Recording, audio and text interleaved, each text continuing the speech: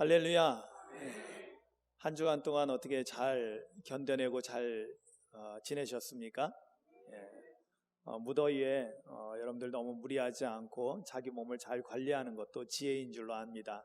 여러분 너무 뜨거울 때는 조심히 하시고 물도 많이 드시고 그리고 무더위에는 너무나 땀을 많이 흘리지 않도록 또 조심하시고 그렇게 해서 건강을 잘 관리하시기를 주님의 이름으로 축원합니다.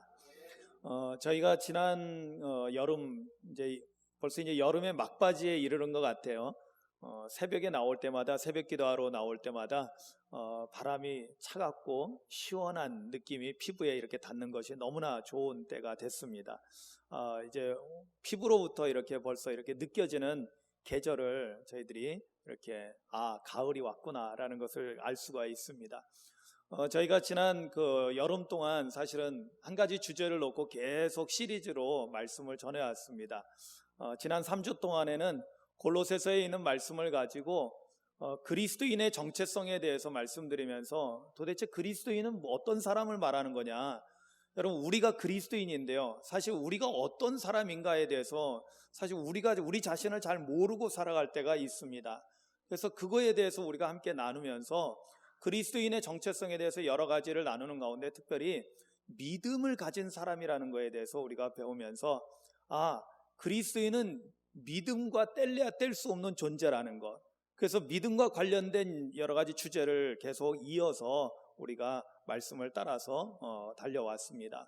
그래서 믿음을 가진 사람은 어디에 있는 사람이라고 했어요? 그리스도 안에 거하는 사람. 아멘이죠. 여러분 믿음을 가졌다라고 하는 것은 우리가 분명하게 어디에서 존재하고 있느냐, 그것을 분명히 알아야 된다는 것입니다. 우리는 그리스도 안에 있는 사람입니다. 그리스도 바깥에 있는 사람이 아니라 그리스도 안에. 그래서 무슨 일을 하든지 그리스도의 영향을 받으면서 살고 있어야 된다는 것입니다.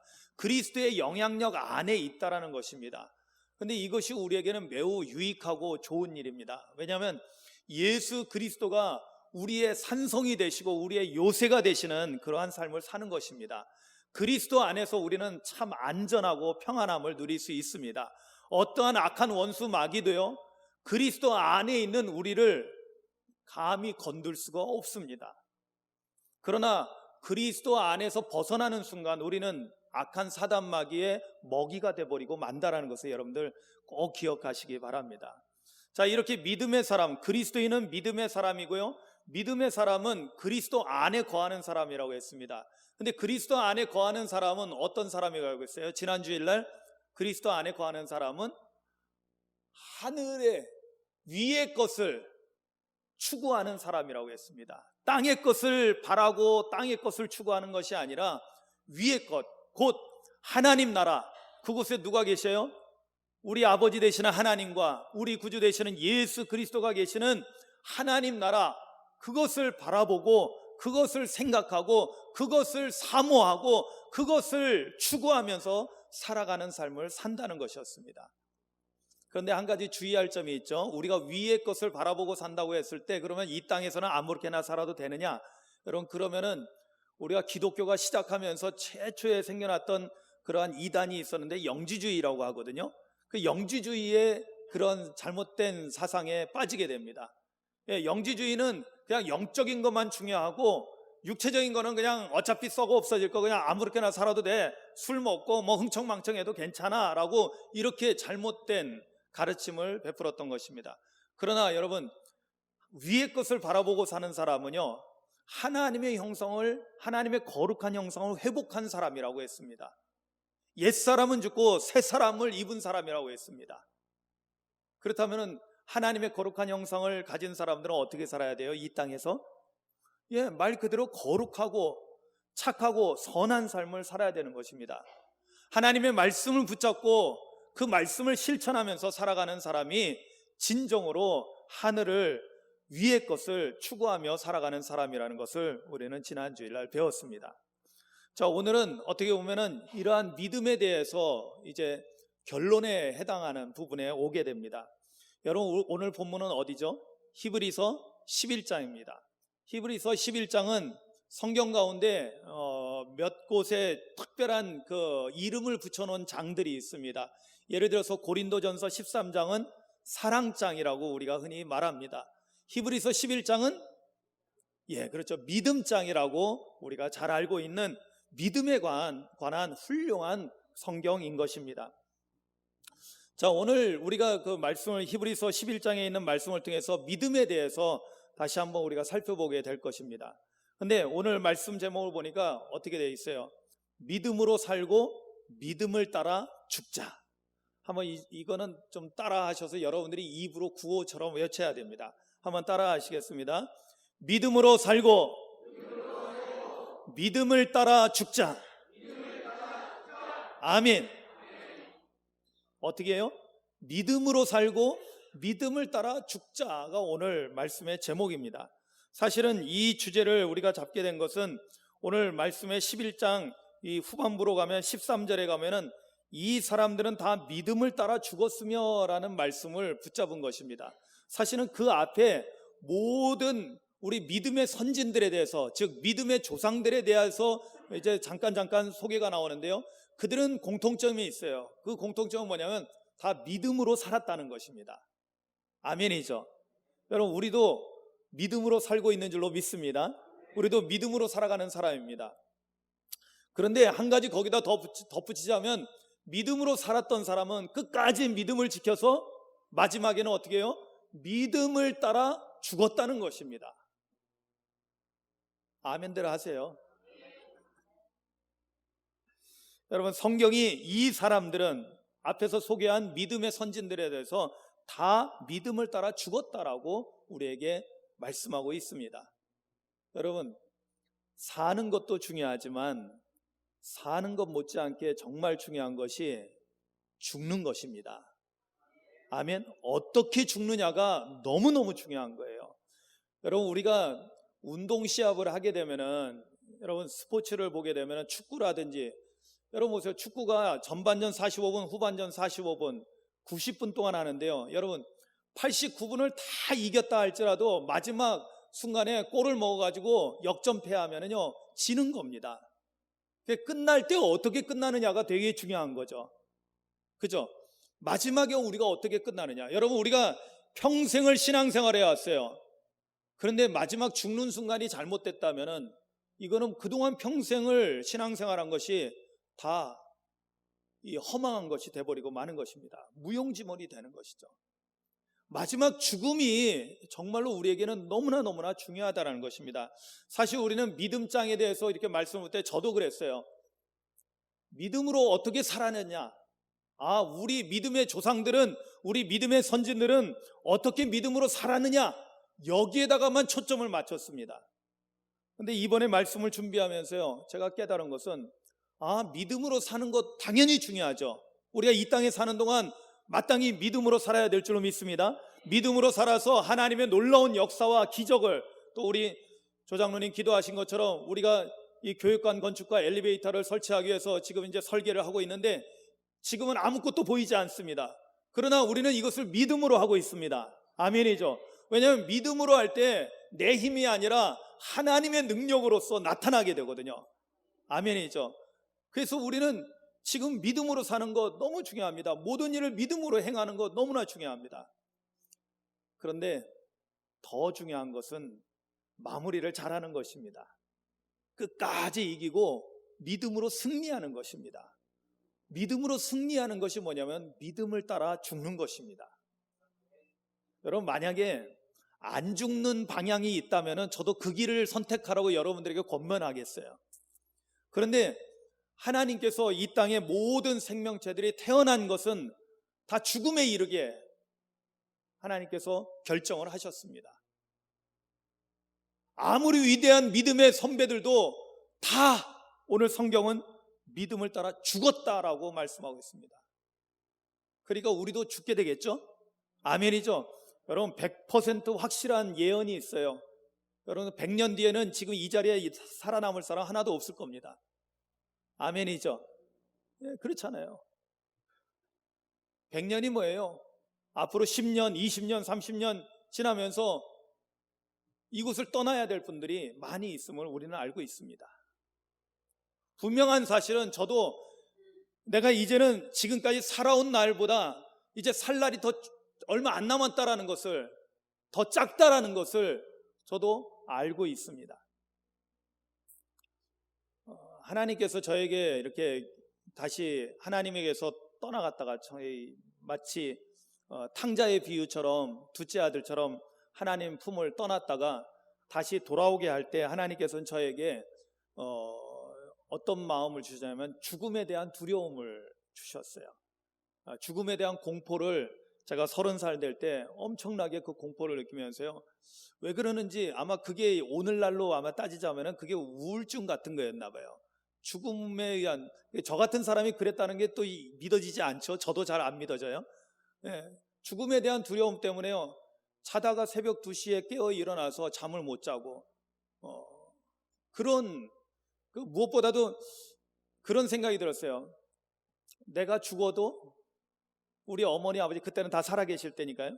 어머니 아버지나 형제들이나 조카들이나 다 그냥 또 잘 살아가겠지? 세상은 똑같이 굴러가겠지? 라는 생각을 하니까 그럼 나는 이 세상에 왔다가 흔적 없이 사라져도 이 세상은 아무 문제 없이 그냥 돌아갈 거야? 그러니까 너무나 회의가 오고 저 삶에 대해서 굉장한 뭐라고 말할 수 없는 그런 혼란이 저에게 찾아오더라고요. 이것이 몇 달간 계속되니까 하나님께서 저같이 마음이 아주 완악하고 강한 사람을 깨뜨리시기 위해서 하나님께서 그런 것을 하셨던 것 같아요. 결국에는 견디다 못해서 하나님 앞에 두 손 들고 하나님께로 돌아가고 하나님으로부터 비로소 평안을 얻게 되었고 그리고 다시 새 삶을 시작할 수 있었습니다. 아멘. 근데 이 과정에서 가장 중요하게 작용한 것이 뭔지 아세요? 바로 그것이 믿음이라는 것입니다. 여러분, 우리 그리스도인들은 어쨌든 믿음이라는 것과 뗄래야 뗄 수 없는 존재라는 것을 우리는 너무나 잘 알고 있습니다. 그리스도인의 정체성을 가장 잘 말해주는 것이 믿음을 가진 사람이라는 거예요.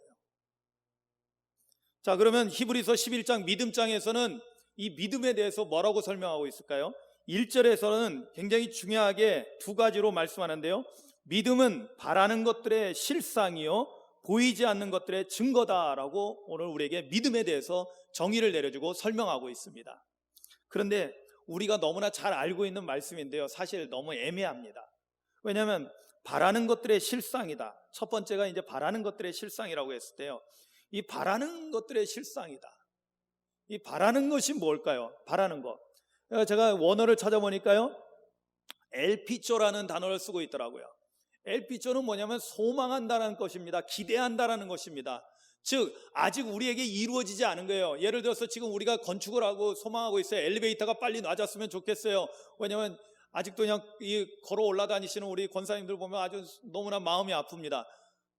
그리고 몸이 불편해서 또 이렇게 다니기 어려워하시는 분들 보면은 또 그래서 또 못 나오시는 분들 보면 빨리 이게 엘리베이터가 설치되어야 되겠어요. 그걸 소망하고 있어요. 그런데 지금 여러분 보여요? 안 보이죠? 아무것도 보이지 않아요. 그냥 우리가 기대할 뿐이에요. 소망할 뿐입니다. 우리 권사님들 더 많이 소망하고 기도하셔야 돼요. 왜 아멘 소리가 그래요? 네? 엘리베이터가 생기면은 젊은 사람들은 못하게 할 거예요. 우리 어르신들만, 우리 권사님들, 장로님들만 타게 하시면 일단 우선 그렇게 한다라는 거죠. 우선권을 드린다는 거죠. 그러니까 여러분들이 소망하셔야 돼요. 여러분, 우리가 소망하는 것은 아직 이루어진 건 아니거든요. 그런데 그 다음이 중요하죠. 믿음은 뭐다? 바라는 것들의 실상이다라는 거예요. 이 실상이라는 단어가 참 애매합니다. 알 것 같은데 사실은 뭐라고 설명하기 어려운 겁니다. 그래서 실상이라는 단어를 제가 찾아봤어요. 그랬더니 히포스타시스라는 단어, 좀 어려운 단어예요. 히포스타시스라는 단어를 쓰더라고요, 헬라어로. 근데 이건 뭐냐면요, 밑에 받치는 거라는 뜻을 가지고 있어요. 아래에서 서는 것, 어떤 것에 기초를 놓는 것. 그래서 이것을 다른 말로 철학적인 표현으로 뭐라 하면 이것을 본질이라고 합니다. 또는 그 본질이 있음으로 인해서 실체라고 하는 거예요. 또는 이것을 갖다가 확신이라는 표현으로 그 단어를 설명하고 있더라고요. 그래서 다른 성경을 또 찾아봤습니다. 그랬더니 이 다른 성경은 다 비슷비슷하게 되어 있는데 공동번역 성경에 보니까요, 공동번역 성경에는 이렇게 되어 있어요. 믿음은 바라는 것들을 보증해 준다. 아멘. 여러분, 우리가 보증을 받으면은 그거에 대해서는 분명하게 이루어지는 거거든요. 아멘이죠. 누가 보증해 주는 걸까요? 여기서 주체가 누굴까요? 우리 믿음의 대상이 누구예요? 하나님이시잖아요. 그런 믿음은 바라는 것들을 보증해 준다라고 했을 때 하나님께서 이것을 보증해 준다라는 거예요. 아멘이죠. 그리고 우리가 믿음을 가지고 있으면 하나님께 보증서를 갖고 있는 거예요. 하나님에 대한 내가 바라는 거, 내가 소망하는 거, 내가 믿음을 가지고 있으면 이게 보증서가 돼서 하나님께서 그래, 내가 보증서인 거니까 내가 그대로 해줄게. 할렐루야. 하나님께서 하신다라는 것입니다. 이게 놀라운 표현인 거예요. 우리가 그냥 막연하게 바라는 것이 아니라는 겁니다. 막연히 기대하는 것이 아니라는 것입니다. 하나님께서 우리에게 보증을 서준다는 겁니다. 보증서를 주신다는 거예요. 무엇으로? 믿음으로. 그래서 믿음을 우리에게 주신다는 거예요. 여러분, 그렇다면 이 믿음은 어떤 믿음일까요? 제가 믿음에 대해서 많이 설명해 드렸어요.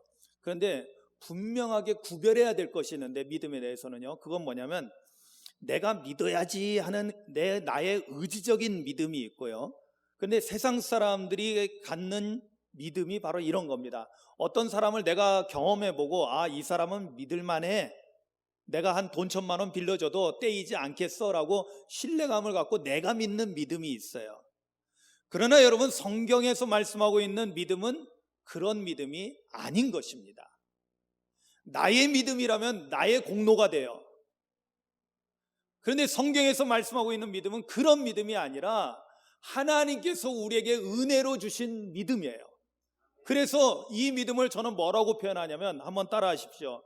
믿어지는 믿음. 아멘.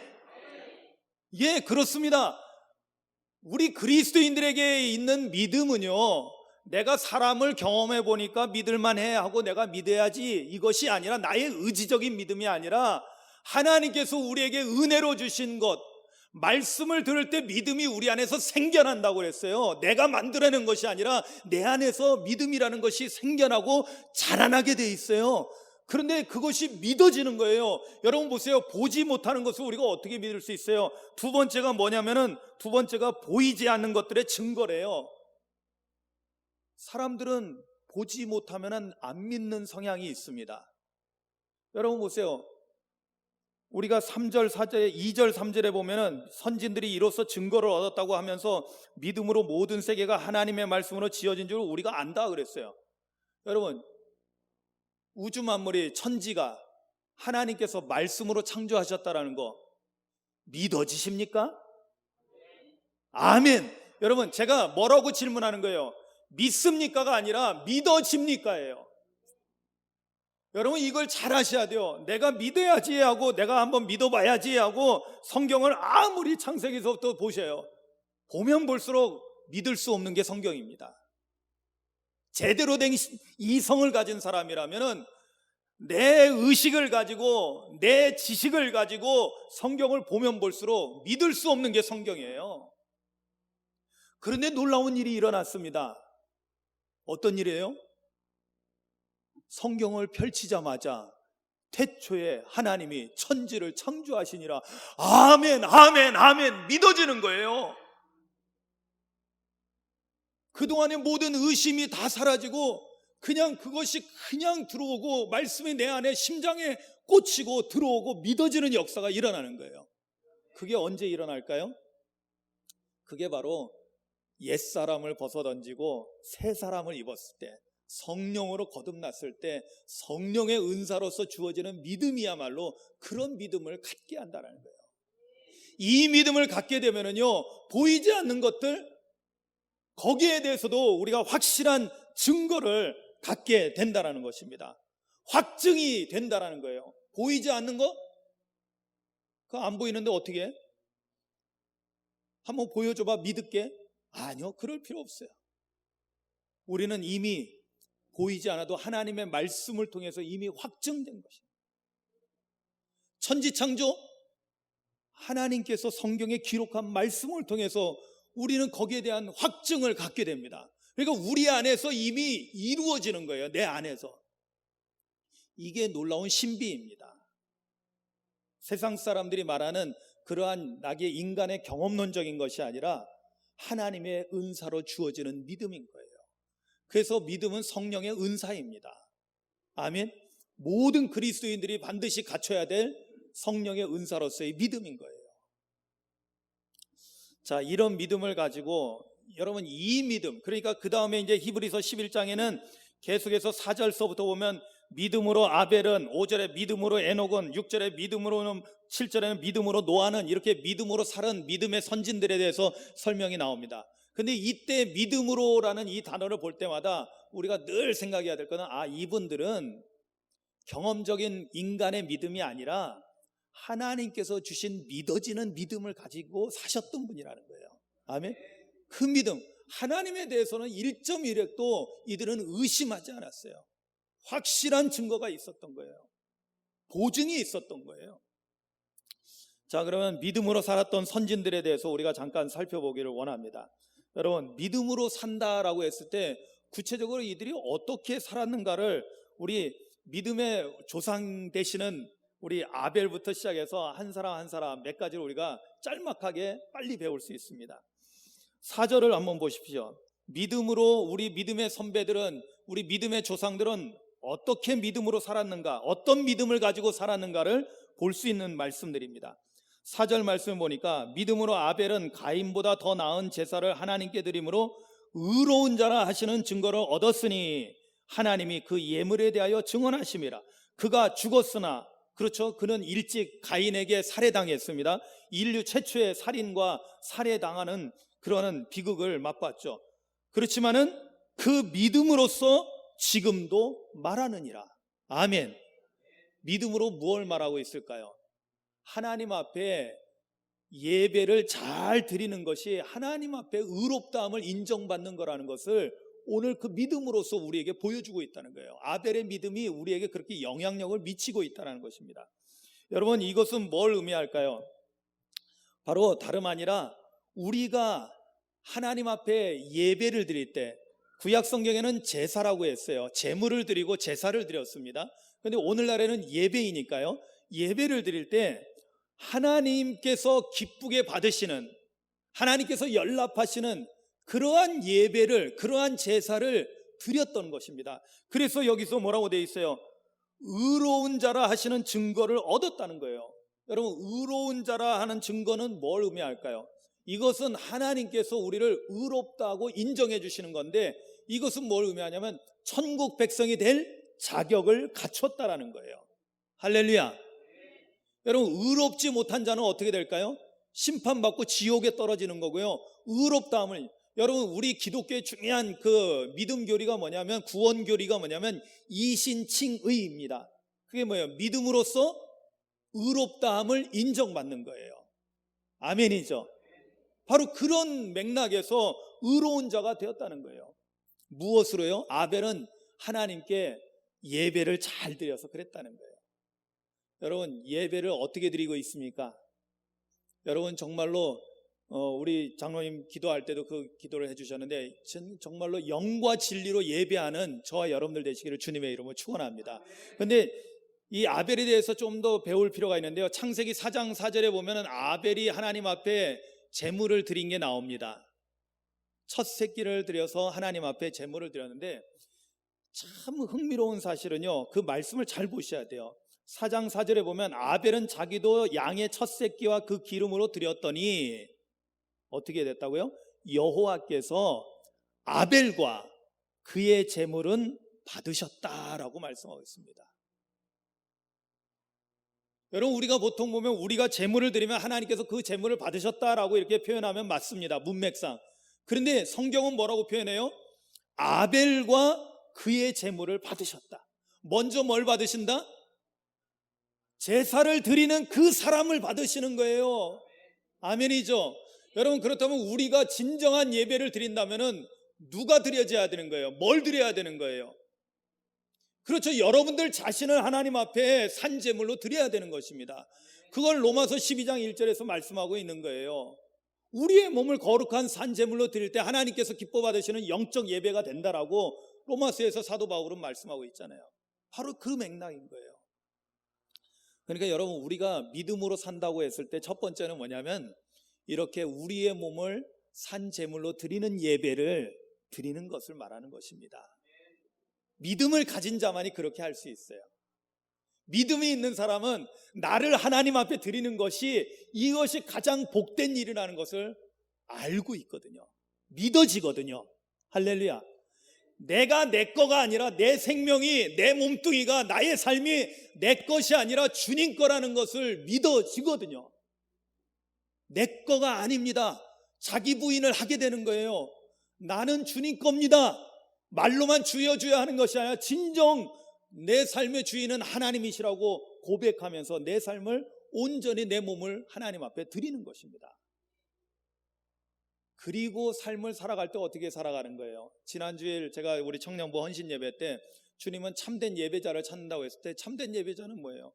우리 아마 청년들이나 우리 어린이들 이번에 수련회 동안 내내 아마 그거 배웠을 거예요. 뭐예요? 삶이 예배가 돼야 된다는 거예요. 삶이. 그저 예배 때만 요 1시간만 예배가 아니라 우리의 하루 24시간씩 일주일 모든 삶이 예배가 되어서 하나님 앞에 드려져야 되는 거예요. 아멘. 여러분, 만약에 여러분들이 예배 때는 거룩한 사람이고 밖에 나가서 세상에서 살 때는 세상 사람들하고 똑같이 산다면 여러분들은 위선자예요. 예수님께서 유대인들만 위선자라고 한 것이, 바리새인들만 위선자라고 한 것이 아니라 오늘날 우리도 위선자가 될 수 있어요. 왜냐하면 여러분들은 하나님 앞에 예배 드릴 때만 거룩한 거예요. 그러면 스스로 위선자의 길을 걸어가는 거예요. 여러분, 이 예배는, 하나님께서 기뻐 받으신 예배는 여러분들의 몸을 드리는 예배인데 이 몸은 일주일의 삶이 다 담겨져 있는 몸입니다. 할렐루야.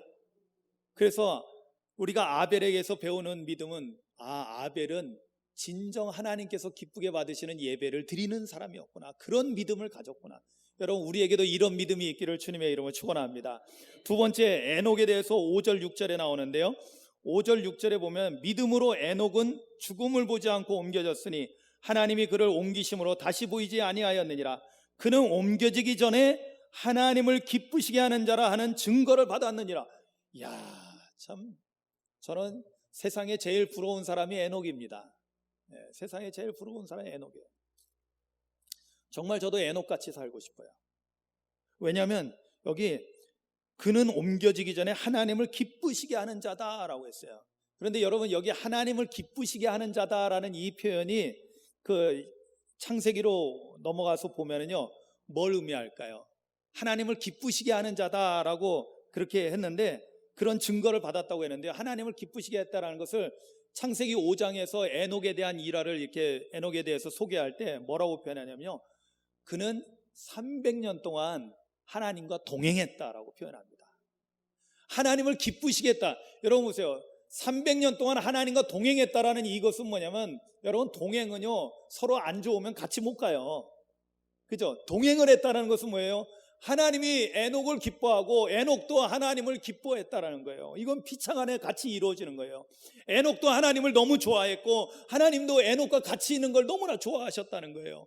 그래서 함께 동행했다는 거예요. 이 동행한 것을 이 히브리서 11장 5절에서는 하나님을 기쁘시게 하는 자라고 표현하고 있는 거예요.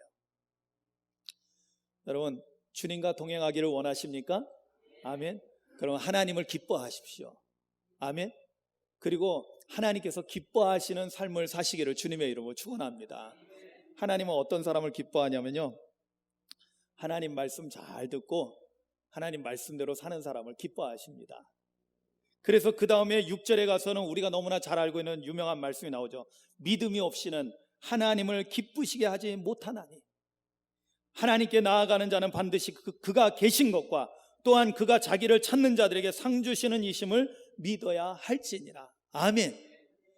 이게 뭐예요? 두 가지 조건인데 에녹은 항상 하나님의 실존을 인정했습니다. 하나님이 계셔요. 눈에 보이지 않지만 하나님 여기 계십니다. 아멘. 그리고 하나님 앞에 나아갔어요. 왜? 하나님께 나아가면 하나님께서 기뻐하시고 하나님께서 자신을 사랑으로 맞이해 준다는 것을 너무나 분명하게 믿었거든요. 할렐루야. 여러분들이 교회에 오면은 주님이 따뜻하게 맞이해 주신다는 걸 믿습니까? 아멘. 여러분, 우리의 육의 눈으로는 하나님이 보이지 않지만 오늘 우리 예배 가운데 하나님이 임재해 계시다는 것을 여러분 믿습니까? 믿어집니까? 예, 바로 그겁니다. 우리가 하나님의 실존을 믿는 거예요. 내 마음속에서 확신을 갖게 되는 거예요.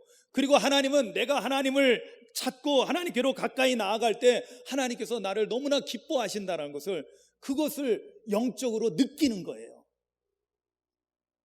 여러분, 우리가 보면 사람과 사람 사이에서도 보면은요, 이 사람이 나를 좋아하고 있는지 이 사람이 나를 좀 싫어하고 꺼려하고 있는지 여러분 느낌이 오잖아요. 그래야 안 그래요? 여러분, 느낌이 옵니다. 어쩔 때 보면요 냉랭한 느낌이 들기도 하고요, 어떨 때 보면요 따뜻하고 포근한 느낌이 들기도 하고요. 사람들에게서 우리가 그런 것들을 느껴요. 그런데 영적인 느낌도 있다라는 거예요.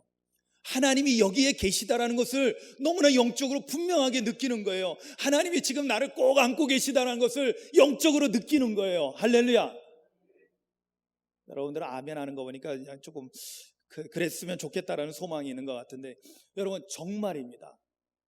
이거는 직접 경험해 보셔야 돼요. 왜냐하면 이 영적인 부분에 대해서는요 말씀으로 전하긴 하지만은 여러분들이 그러한 하나님을 경험하고 그러한 믿어지는 믿음이 우리 안에 생겨날 때 이 믿음을 가지고 우리는 끝까지 승리하며 살아갈 수 있게 되는 것입니다. 여러분, 이러한 에녹과 같은 믿음을 가지시기를, 그래서 주님과 평생토록 동행하시기를 주님의 이름으로 축복합니다. 그 다음에 7절에는 누가 나올까요? 아주 유명한 노아가 나옵니다. 7절에 믿음으로 노아는 아직 보이지 않는 일에 경고하심을 받아 경외함으로 방주를 준비하여 그 집을 구원하였으니 이로 말미암아 세상을 정죄하고 믿음을 따르는 의의 상속자가 되었느니라. 아멘. 여러분, 이 말씀은 뭐예요? 우리가 잘 알고 있는 홍수 심판에 관한 말씀이잖아요. 하나님께서 이 세상이 죄로 관영한 것을 보시고는 하나님께서 이 인간들을 다 쓸어버리셔야겠다, 물로 홍수로 심판하셔야겠다 하고 결정을 내리는데, 그 가운데 하나님을 진실하게 믿는 의로운 사람 하나가 있었어요. 그 사람이 노아였어요. 그 사람을 하나님께서 구원하기 위해서요 뜬금없이 하나님께서 맑은 하늘에 너는 내가 이 땅을 홍수로 심판할 것이니까 너는 방주를 지어라. 방주도 조그만하게가 아니라 어마어마한 크기로 지어라. 여러분, 그러한 어마어마한 크기로 방주를 지으려면 바닷가에다 짓기 어렵겠죠. 산에서 나무를 얻어다가 거기서 하는 거예요.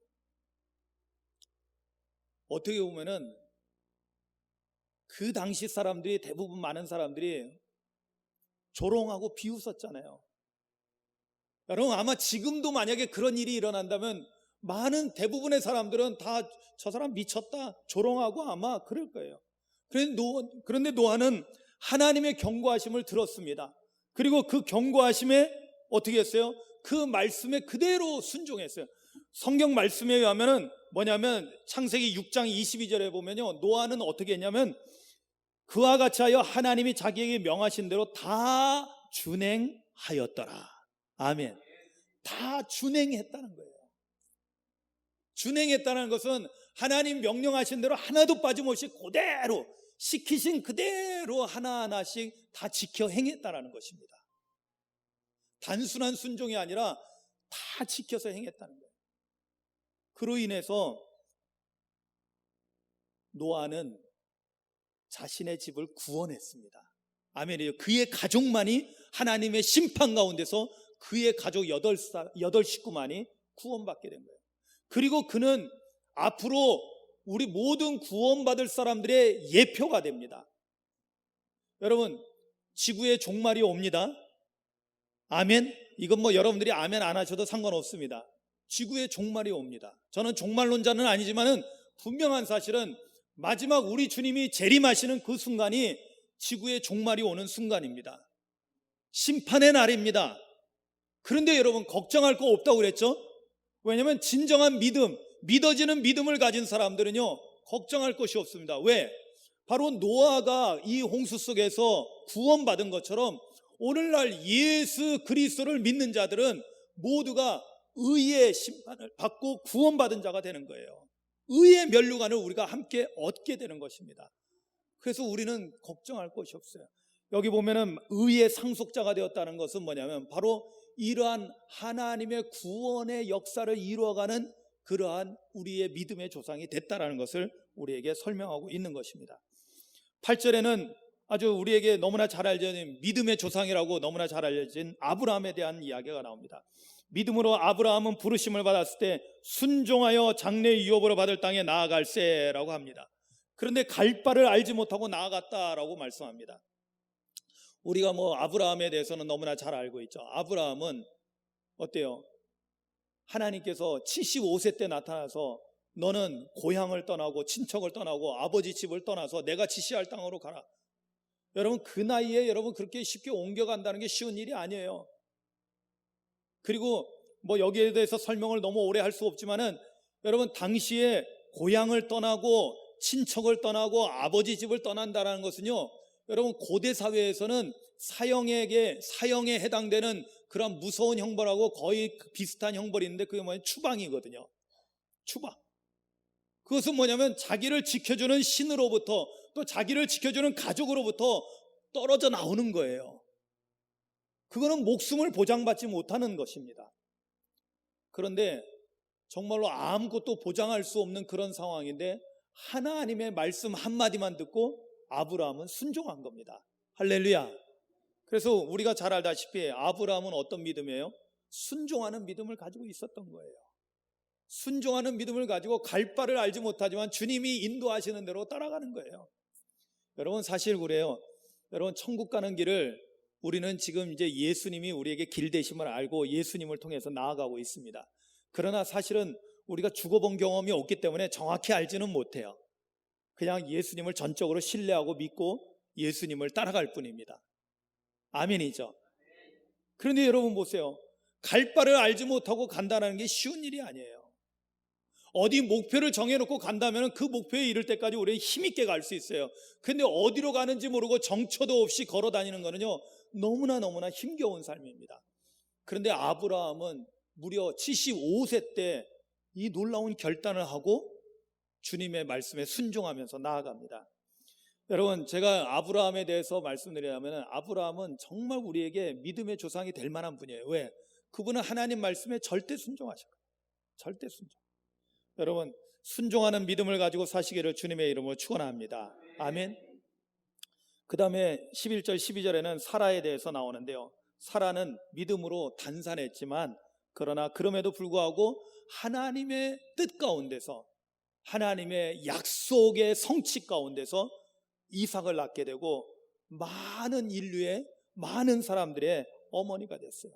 그리고 단순하게 유대인의 어머니뿐만 아니라 뭐예요? 모든 믿음의 사람의 아브라함의 믿음의 조상이 됐다면 사라 또한 믿음의 조상이 되는 것입니다. 부부는 한 몸이니까요. 그래서 죽었던 자 같은 자를 통해서 많은 생명의 씨앗들이 나타나게 된 것입니다. 자, 이렇게 믿음으로 살았던 선조들을 보면서요. 그런데 중요한 것은 뭐라고 했어요? 그 다음에 13절에 참으로 재미있는 표현이에요. 죽은 자 같은 한 사람으로 말미암아 12절에서 하늘의 허다한 별과 또 해변의 무수한 모래와 같은 많은 후손이 생겨했다라는 말씀이 나오면서도 13절에 가서도 이 사람들은 다 믿음을 따라 죽었다라고 합니다. 약속을 받지는 못하였으되 그것들을 멀리서 보고 환영하며 또 땅에서는 외국인과 나그네의 힘을 증언하였으니 그들이 이같이 말하는 것은 자기들이 본향 찾는 자임을 나타냄이라고 말씀합니다. 자, 여러분 믿음을 따라서 믿음으로 살다가 믿음을 따라 죽는다라는 것은 뭘 의미할까요? 여러분 믿음을 따라 죽은 믿음의 조상들을 우리가 한번 살펴보면서 우리가 배우게 되는 거예요. 여러분 우리 믿음의 사람들은 믿음으로 살다가 믿음으로 죽어야 된다는 사실을 깨달으시기를 주님의 이름으로 축원합니다. 자, 그런데 믿음을 따라 살다가 믿음으로 살다가 믿음을 따라 죽는다는 건 뭘 의미할까요? 그것을 요한계시록 14장 13절에서는 이렇게 표현합니다. 지금 이후로 주 안에서 죽는 자들은 복이 있다. 아멘. 여러분 놀라운 말씀 아닙니까? 죽는 자가 복이 있대요. 아멘이죠. 그런데 단서가 있죠. 어디서? 주 안에서 죽는 자예요. 여러분 믿음을 따라 죽는다는 것은 오늘 무엇을 말하냐? 여기서는 아직 약속을 받지 못했다는 것은 뭘 의미하냐면 아직 예수님이 이 땅에 오시기 전을 말합니다. 그렇지만 예수님이 이전이지만은 그러나 그들은 믿음을 따라 죽었기 때문에 하나님 나라 천국을 보장받게 됩니다. 그래서 14절 이하에 보면은 본향 찾는 자임을 나타냅니다. 15절에는 그들이 나온 법 본향을 생각했더라면 돌아갈 기회가 있었으려니와 16절 그들이 이제는 더 나은 본향을 사모하니 곧 하늘에 있는 것이라. 할렐루야. 하늘에 있는 본향이 어디예요? 바로 하나님 나라 천국을 의미합니다. 아멘이죠. 그리고 거기에 대해서 확정을 해주죠. 하나님께서는 이들을 위해서 어떻게 하십니까? 하나님께서는 이들을 위해서 마지막에 보니까 16절 마지막 부분에 보세요. 하나님이 이름으로 하나님이 그들의 하나님이라 일컬음 받으심을 부끄러워하지 아니하시고 그들을 위하여, 믿음의 사람들을 위하여, 믿음으로 살다가 믿음을 따라 죽은 자들을 위하여 한 성을 예비하셨다는 거예요. 할렐루야. 이 한 성은 어디에 있는 거예요? 요한계시록에 있는 말씀을 보면요, 그 한 성은 바로 새하늘 새 땅 가운데 주어지는 새 예루살렘을 의미합니다. 하나님 나라 천국을 의미하는 것이죠. 사랑하는 성도 여러분, 믿음으로 살다가 믿음으로 죽는 것은 여러분 우리에게는 복 있는 것입니다. 가장 복된 죽음이 뭐냐? 믿음을 따라서 죽는 것입니다. 그것이 요한계시록에서는 주 안에서 죽는 거라고 표현했고요, 그것이 복이라고 표현하고 있는 것입니다. 그리고 이것이 우리가 믿음으로 살다가 믿음을 따라 죽는다는 것은 뭐냐면 우리가 끝까지 믿음을 지키고 승리했다라는 것을 의미합니다. 즉 우리의 믿음이 승리하는 믿음이 되었다라는 것을 말씀하고 있는 것입니다. 그래서 여러분 성경 마지막 성경이 요한계시록이잖아요. 요한계시록에 보면은요 계속해서 이기는 자에 대해서 말씀합니다. 그 이기는 자는 뭐냐? 믿음으로 승리한 사람을 말하는 거예요. 믿음으로 살다가 믿음을 따라 죽는 자가 믿음으로 승리한 자입니다. 요한계시록 2장 7절에 이렇게 말씀합니다. 귀 있는 자는 성령이 교회들에게 하시는 말씀을 들을지어다. 이기는 그에게는 내가 하나님의 낙원에 있는 생명나무의 열매를 주어 먹게 하리라. 아멘. 하나님 낙원에 있는 생명나무로 우리가 갖게 되는 거예요. 그 다음에 2장 11절에도 귀 있는 자는 성령이 그들에게 하시는 말씀을, 교회들에게 하시는 말씀을 들을지어다. 이기는 자는 둘째 사망의 해를 받지 아니하리라. 아멘. 둘째 사망은 뭐예요? 지옥 불못에 떨어지는 걸 둘째 사망이라고 했거든요. 지옥에 떨어질 일이 없습니다. 천국에서 생명나무 열매 먹고 영생 복락을 누리는 거예요. 17절에는 이기는 자에게는 내가 감추었던 만나를 주고 또 흰돌을 줄 터이다 라고 말씀합니다. 그것은 뭐냐면 하나님께서 구원받은 자의 생명책에 기록되어 있는 이름을 준다는 것입니다. 26절에 가서는 이기는 자와 끝까지 내 일을 지키는 그에게는 만국을 다스리는 권세를 주신다. 뭐예요? 천국에서 예수님과 함께 세세토록 왕노릇하게 하신다는 겁니다. 할렐루야. 3장 12절에 가서는 이기는 자는 내 하나님 성전에 기둥이 되게 하신다. 그건 뭐예요? 하나님 나라의 기둥 같은 존재가 되게 하신다. 마지막 3장 21절에 보면 이기는 그에게는 내가 내 보좌에 함께 앉게 하여 주기를. 내가 이기고 아버지 보좌에 함께 앉은 것과 같이 하리라. 아멘. 여러분 이 말씀을 듣고도 막 가슴이 떨리지 않으면 이건 비정상이에요. 무슨 얘기예요? 예수님께서 죽으셨지만 부활하시고 승천하셔서 하나님 보좌 우편에 앉아 계시잖아요. 아멘이죠. 하나님과 함께 왕노릇 하시는 거예요. 그런데 어떻게 하겠다고요? 이기는 그에게는 내가 내 보좌에 함께 앉게 하여 주기를. 내가 이기고 아버지 보좌에 함께 앉은 것과 같이 하리라. 하나님 아버지께서 나를 이렇게 보좌에 앉혀주신 것처럼 우리 믿음으로 승리한 자들에게는 천국에서 보좌에 앉아서 만국을 다스리는 세세토록 왕노릇하는 그러한 삶을 살게 하신다는 겁니다. 사랑하는 성도 여러분, 믿음으로 이 땅에서 잘 살아가시기를 주님의 이름으로 축원합니다. 끝까지 믿음을 지켜나가시길 바랍니다. 믿어지는 믿음이 우리에게 있으면 우리는 결코 그 믿음을 잃어버리지 않을 것입니다. 그리고 마침내 주님이 우리를 부르실 때 믿음을 따라 죽어서 하나님 나라 천국에서 주인으로서 살아가는, 우리 주님과 함께 보좌에 앉으셔서 영생 복락을 누리는 우리 모두가 되시기를 주님의 이름으로 축원합니다. 이 믿음을 갖게 되기를 주님의 이름으로 축복합니다. 기도하시겠습니다. 하나님, 오늘 우리에게 이 믿음을 주시옵소서. 믿어지는 믿음을 주시옵소서. 바라는 것들이 확실하게 이루어진다는 보증이 되게 하시고, 그리고 볼 수 없는 것들을 확증할 수 있는 그러한 믿음이 우리 안에 있게 하옵소서 소망하고요. 우리도 믿음의 선진들처럼 믿음으로 살다가 그들이 그랬던 것처럼 우리도 믿음을 따라 죽어 하나님 나라 천국에 이르는 우리의 삶이 되기를 소망하며 기도합니다.